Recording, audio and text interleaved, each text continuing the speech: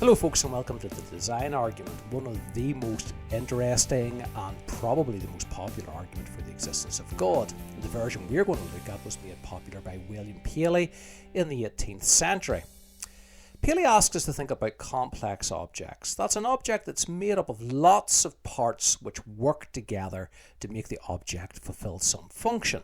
And the example he used was a watch. Imagine a Stone Age person living on some island in the South Pacific, comes on the beach one day and finds a watch on the shore. Maybe an explorer's left it behind by accident. Even though he's never seen a watch before, the Stone Age man can open that up and look inside and say, somebody planned this, somebody made this. Look at the springs, look at all the different parts that work together to make the hands move. This could not have happened by accident. This must be the result of a plan. So complex objects are evidence of design. Paley didn't focus on some other things which I think he should have. There are certain processes and events which to me are also evidence of design. So think of a musical piece. Lots of notes organised, lots of sounds organised to make really beautiful sounds and rhythms. Or think of a dance, lots of different movements combined to create something visually interesting. Or how we use language, we combine words to make patterns and poems and songs. Put all those together, you can have a musical. Lots of parts make an interesting whole, and that's evidence of design. And the reason it's evidence for design is because it's easier to get chaos than it is to get order. Imagine you shook a Lego bucket and poured it out on the floor. You would just get a mess. But if somebody shook a Lego bucket and poured it out, and out came this beautiful picture or a really interesting artwork, you would say, well, that was pre-planned. There must have been some design going into that. If you walked into a room and seen a Lego statue, even a Lego statue with a little bit of mess attached to it, you would say there was a designer involved. So complex objects which are made of numerous interacting parts are good evidence of a designer. Well, Paley then went on to say, well, look at animals. They're complex objects made of numerous interacting parts. In a shark, the fins and the gills and the eyes and the teeth work together to make it a hunter. You can look inside the animal, look at the brain, the heart. All the organs are complex objects. The cells are incredibly complex. The things that make up the organs, they are as complex as any city. Even the parts of the cell are extraordinarily complicated machines. And so animals certainly seem to be complex objects which are made up of numerous interacting parts. And therefore they suggest a designer. Those things are more likely to come about when there's a designer involved. And who could have designed the universe? Who could have designed the living world? Only God. And there's Paley's argument for a designer. But hold on, some people object. What about the theory of evolution? What about Charles Darwin? Didn't he show us how complex animals could come about in an unguided process?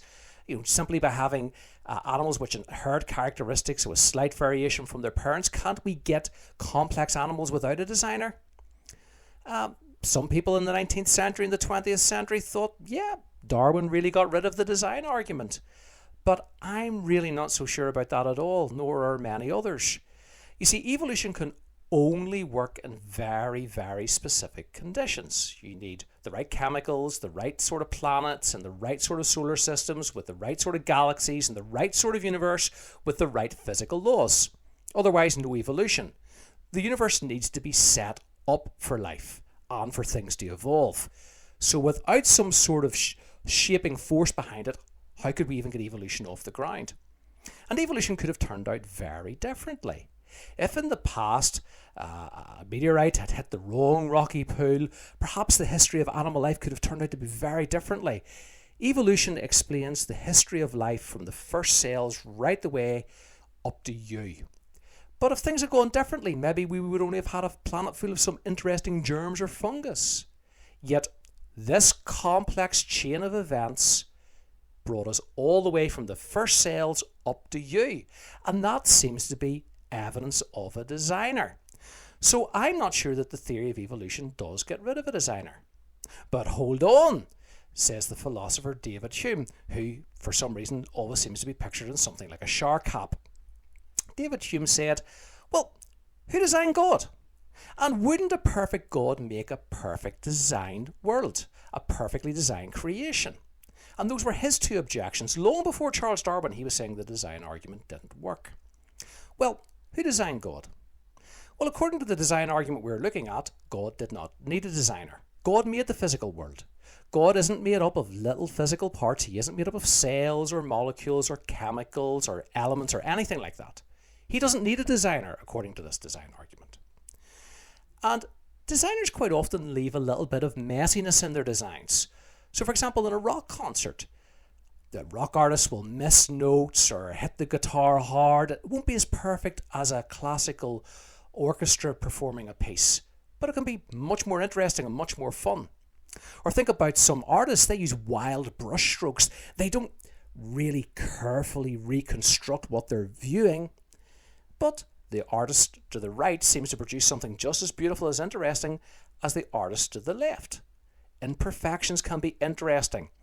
And sometimes in modern art, we can't even work out exactly what it is the artist is aiming at. But we can still know that it could not have happened by chance. Things have been arranged here to be at least visually interesting. Can we predict that any artist would make something like this? Probably not. Do we know what the artist's purpose was? Very rarely. But it does seem to be evidence of a designer, even when you can't quite work out what the messiness in the picture is about. And it's the same for the living world. We've had a complex chain of events throughout the history of life which has brought about this beautifully complex world with all sorts of interesting and wonderful creatures. And so it seems to me that we have animal life full of complex animals made up of numerous interacting parts, and that seems to be evidence of a designer because it's unlikely to have come about by chance. When we see complex objects made of numerous interacting parts, well, we know those things are much more likely to come about by planning and design than by accident. And the living world has come about, even if evolution was involved. It couldn't have come about by accident because so many things have to be just right for evolution to take place and for evolution to take the right path to get from the goo to the zoo to you. In other words, to get from the first cells all the way up to human beings with our marvellously complex brains. And therefore, it seems to me that animals are, like Paley said, very good evidence for a designer. And the objections to the design argument, that a designer would always make a perfect creation if he could, or that the designer needs a designer himself, aren't true.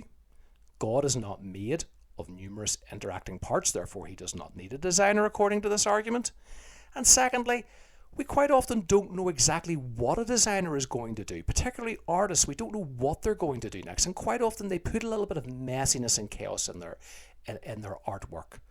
So therefore, if there is a little bit of imperfection in God's creation, that does not necessarily mean that God didn't design it. God could have had reasons for putting those little imperfections in there. And that's the design argument, Paley's design argument for God's existence, which to me seems as strong today as it was when Paley first offered it.